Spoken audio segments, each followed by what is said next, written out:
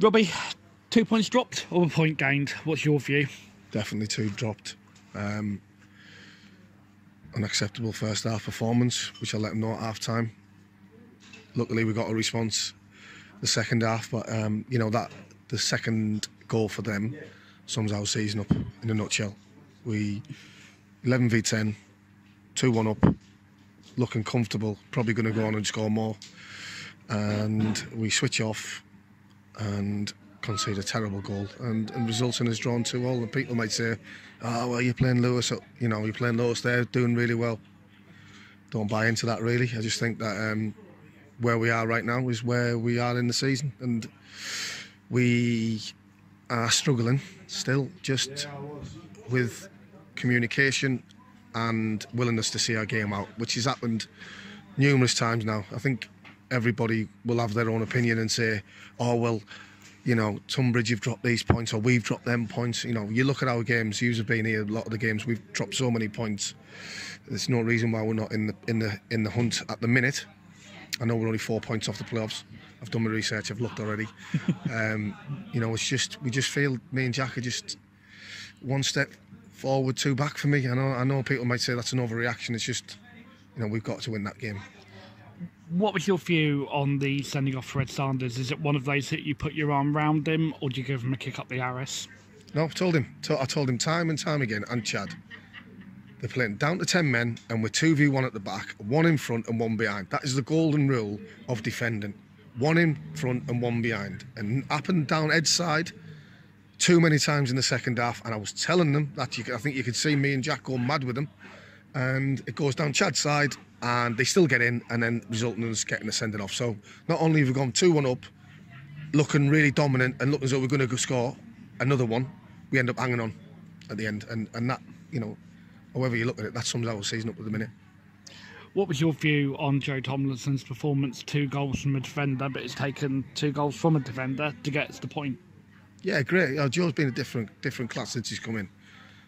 He's wanting to learn, and you know, he's so down to earth, and he respects the club, he respects the division, and respects the, you know, the level of competitors, and that's all you can ask for. I think we've been fortunate with the loanees we've brought in. They have been like that, but it was exceptional 2 goals finishes. I actually did look, and I was like, "Oh, was that Joe?" I expected, you know, Smudger or Brad or Jimmy to score similar goals like that, but that was fantastic. It just goes to show that, you know, in the second half, we were a lot better. Yes, they're down to 10 men, but we were a lot better by using our full-backs, who became our outlet in the end. And, you know, for him to get in the box and pop up and score 2 goals was massive for us. But, you know, it doesn't help because we haven't seen the game out. I need to ask you about the incident on this side where we are with Jonty Smith from Lewes. He's claimed that he's been stamped on from Harvey. We're 4 rows behind, and he's never touched him. What was your view on it? Rubbish. No, he hasn't. No, he's he had a very high opinion of himself, didn't he? You know, during the game, he was telling me that, you know, our 2 centre halves can't handle him, so that's why we're struggling.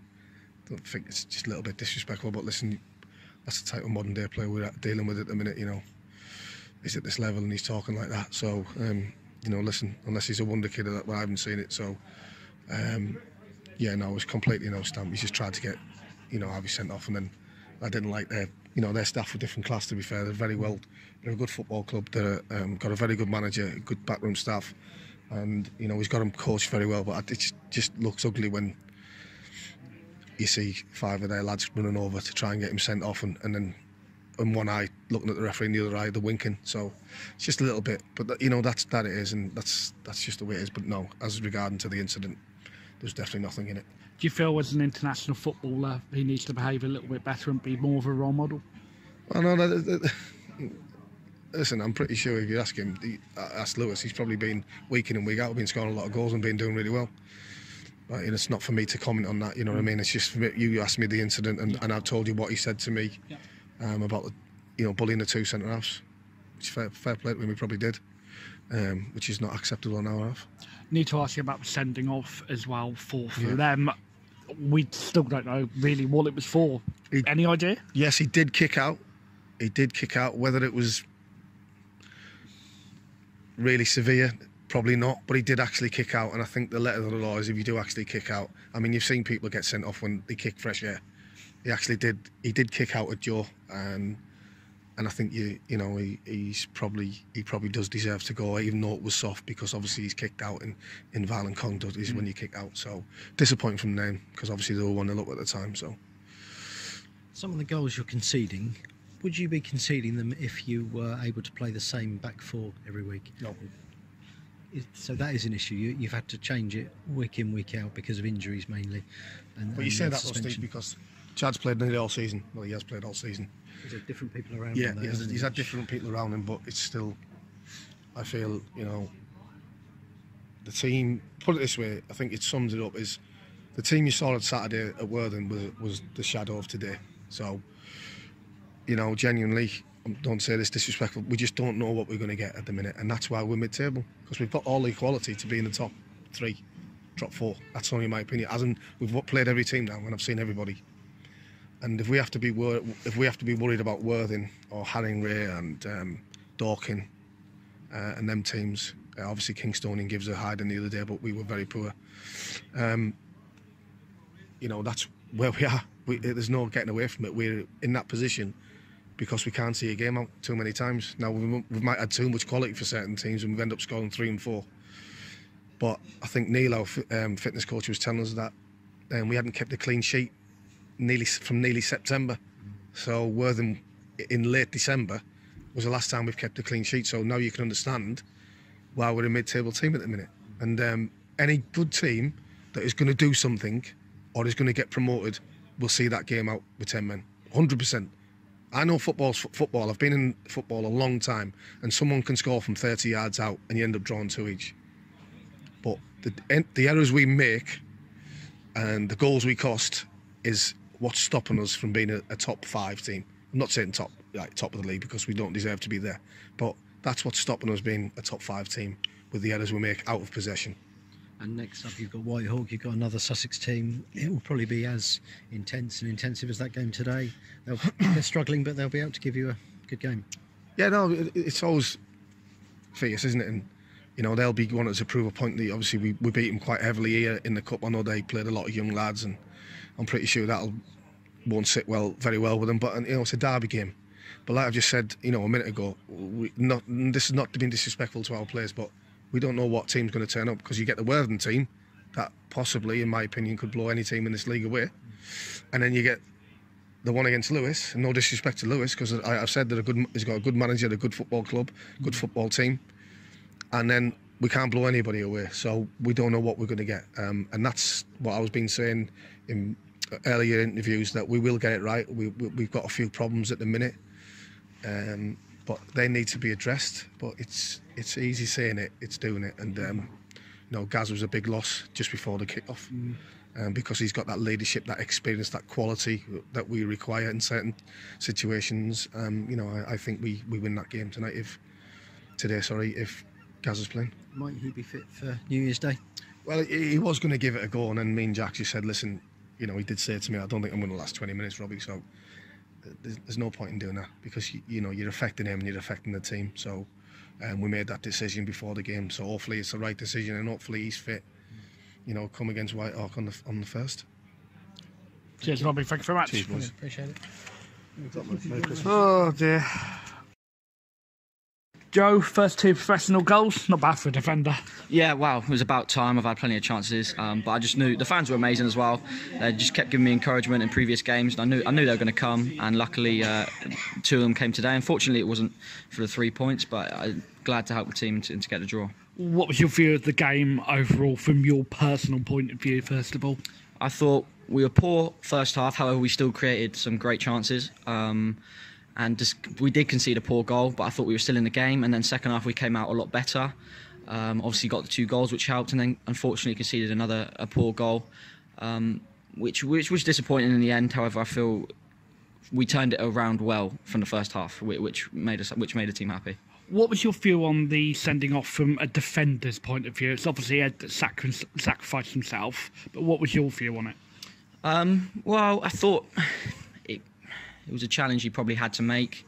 It was one to see the game through to a draw. The player probably was in if he doesn't make the tackle. So, yeah, I think I'm not blaming him for anything. I think it was a tackle he probably did have to make.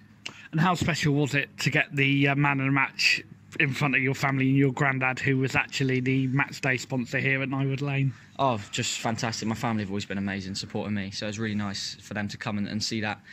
So yeah, as I said, it was about time I scored some goals. So yeah, I'm glad to get to in front of everyone, not just my family, but in front of all the fans, because it's amazing celebrating with them. I really do love it. I know you don't have too much to do with contracts and loans, but we know the loan from Brighton to here for yourself is coming up soon. Is there any latest on that you can update us with it? I can't give any info on that because I don't know at the moment. Still got to be debated and sorted out at the club at Brighton and at Bognor and everything. So unfortunately, I can't have a definitive answer for that. But your time at Bognor so far, I mean, the fans have certainly enjoyed having you in the team. You must have enjoyed it yourself. Oh, absolutely brilliant. I can't thank the fans, the staff enough. They've been nothing but encouraging, giving me the chance. They've played me every game possible, which is brilliant, which I want to do. I just want to play football, and I really do enjoy it. The fans are brilliant, the staff are great, the team is great. Playing with those players is brilliant. I love it. So yeah, I just enjoyed every moment of it. When you came, did you expect to be playing every game, as you have done, or did you think you might be I knew that I had to earn my place. And I feel I've got better progressively as the season's gone on. I feel there's still room for me to improve. However, yeah, it's been good to play in these games, and I really enjoyed it. What's the difference between playing Isthmian League football, men's football, and playing what still people class as YTS football? Physicality is a lot different. I'm learning so much of physicality, little clever things from experienced players. And it means so much more to get the 3 points, which I love. I'm so passionate about the game. I just love playing it. So I love the feeling of getting the 3 points and winning. But yeah, definitely learning the physicality element and just different ways to win the game.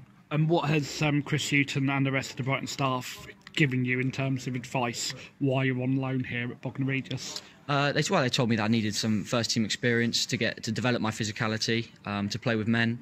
And just to help improve my overall game, which I really think it has. I feel I'm much more experienced now. I've got games under my belt, and I've just loved every moment of it. Well, Joe, pleasure. Thank you very much. Thank you very much. Cheers. Thank you. Thank you.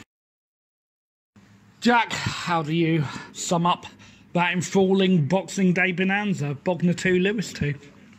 What was the first word you used? Boxing Day bonanza. What did you say before Boxing Day bonanza? Enthralling. I thought, because I'm getting old and I'm a bit deaf, I thought you said appalling. I didn't think it was that bad. It's one of frustration, really, because obviously we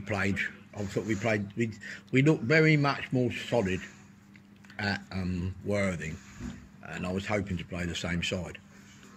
And then the person who was really our man of the match at Worthing, Gary, unfortunately, his body breaks down and he does a groin, and we have to make a change 5 minutes before the start, which is not the best preparation for any game, because we had to change the way we play, which is 4-3-3. We went to a 4-2-4, which we thought would help, but unfortunately we haven't got really the personnel to play 4-2-4.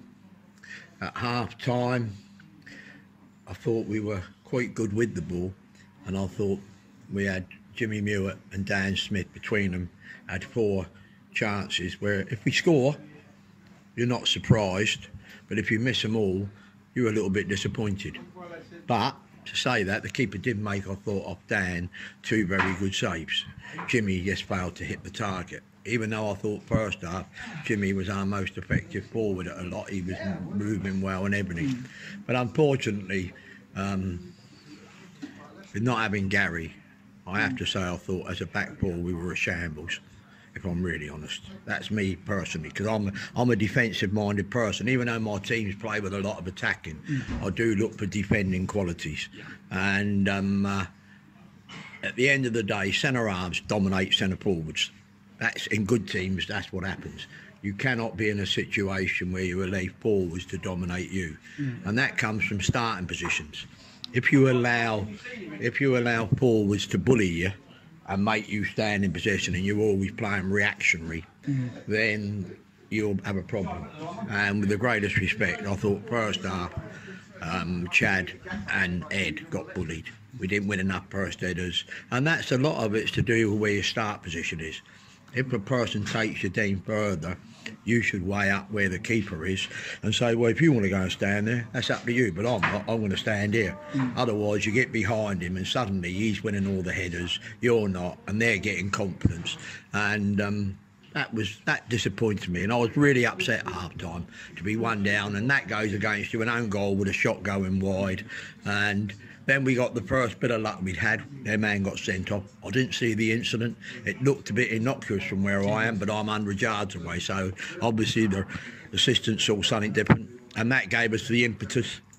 And we did ever so well from there on. We used the 10-man, the extra man well, and we got 2 great goals. Yeah. And then we got into a situation whereby it's game management then. And we had a situation that, if there's one thing I have got against the modern young player, it is the fact that they do all their communication with my mobile phones. My era, it was about communication with your voice. And we are abysmal at communicating. And the other thing, which is the thing, it's all right for those that do shape, but we don't listen very well. And to concede the goal we did, I thought Mason was totally irresponsible when the ball was played to him. I don't know what information he got, but it was a very irresponsible move for their second goal, because we had comfortable possession against 10 men. You played away your face and you keep the ball, you keep them running, you stretch them, and that's all you do, because at some stage when you're 2-1, they have to commit men forward. And then if you keep that ball, they tire and you pick them off late in the game. And you know, Mason knows where I stand on it. He agrees. He knows what he's done wrong. But it's things like that management of a game, and they break, and suddenly you're 2-2, and then you got a different game then. And then, for the 5th time and the 6th time in the game, we got 2 people stood behind one player instead of 1 in front, 1 behind, and a non-dangerous area suddenly finishes up. We're down to 10v10.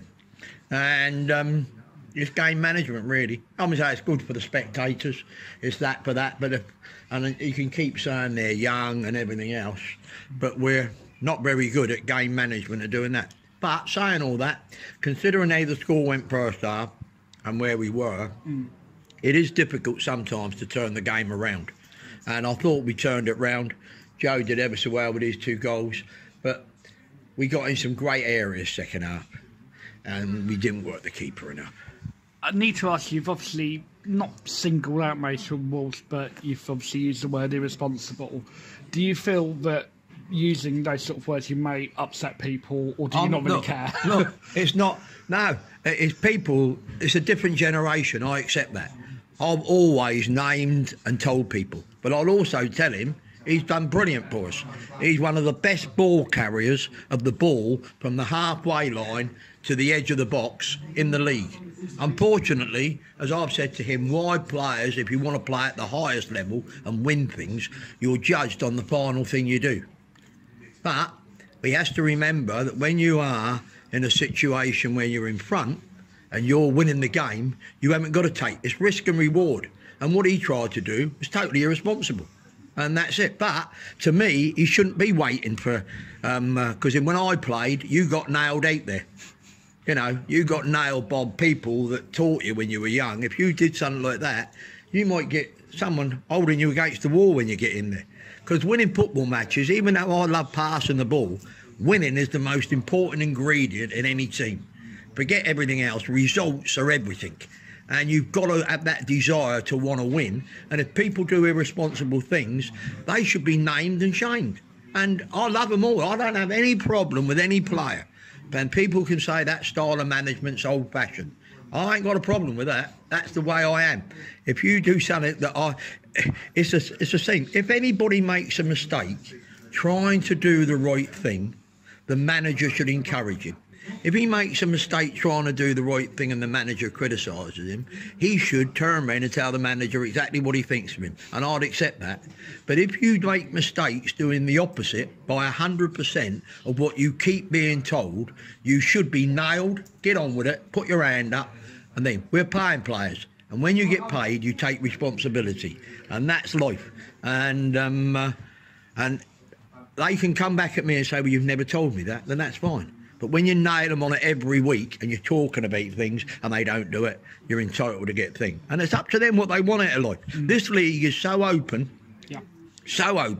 that if you want it bad enough and you work hard enough, we could be in a playoff position. But things like today take us away from that. Because you can be three things in life. You can be a team at the top, you can be a team mid-table, and you can be a team struggling. And my view is the next 4 games, including today's, after beating Worthing, was going to decide whether we were in the shake-up or not. And I'm extremely disappointed out of a game here today with 10 men, we have blown a 2-1 advantage. And I'll take the responsibility for that. But I'm just not happy. And I am more than unhappy because I didn't think we showed enough about us to keep, because they didn't have anything to give in the end. But fair play to them, 10 men, they did well. And then we blew it to get ourselves set to 10 men. And that's not good. No. Go on. So after, if you're looking at the next run of games as being that important, you've not won today, does that put extra pressure on you at Of course it Whitehawk does, now? because You're looking to go there and win. I feel that I've looked at all the teams in this league. We're capable of beating every team in this league comfortably, but we're also capable of losing to every team because defensively, when we haven't got the ball, we don't understand the game enough. We have got no game management at all, and one of those things is people that aren't responsible. And that happens in life, and normally they're front players. That's the way I've always found life to be. But our communication, I'll be glad when they get the mobile phones as such that they can have a mate there, because that's what they communicate with. They got no idea how to communicate with their mouths. Any injured players likely to be back? Yeah, in Gary. No, Gary looks like it's added to the injury list, so Brilliant. I'll have to go and find another centre half, I expect. So that's where we are. Yeah. We didn't have. If we didn't have any luck, we'd have bad. We didn't have bad luck. We'd have no luck, Jack. That's right. No, but to turn it round, I'm pleased to get. If you'd have said to me, I'll draw at Worthing and win here, I'll be delighted. But the way the game's panned out, to come back, get 2-1 up, and then to blow it to what we did, I am not a happy bunny. Cheers, Jack. Okay.